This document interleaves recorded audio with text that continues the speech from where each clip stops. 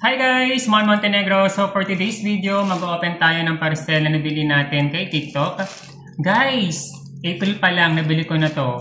Gagamitin ko to this coming Friday sa travel namin papuntang Humalig Island. So, na March lang guys, pumunta tayo. And then, itong May, this May, pumunta tayo ulit kay Humalig Island guys. So, pinili ko yung shawl. Instead, dapat na bibilin ko is malong. Nas pinili ko tong shawl kasi para magamit ko rin sa office. So, buksan na natin guys. Yun siya nga pala yun. Kaya dapat malong yung bibilin ko. Kasi yung isang ka-travel ko, na si Jack, yun na nabili niya sa kanyang kanyang travel. Yung nag-travel kami ng April, ay ng March.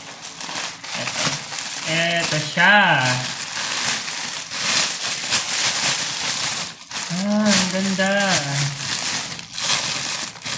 Tignan natin. Sirain na natin siya. Ayan. So, maganda yung tela para sa akin. Ayan. So, para magamit ko rin sa office. Oh, di ba?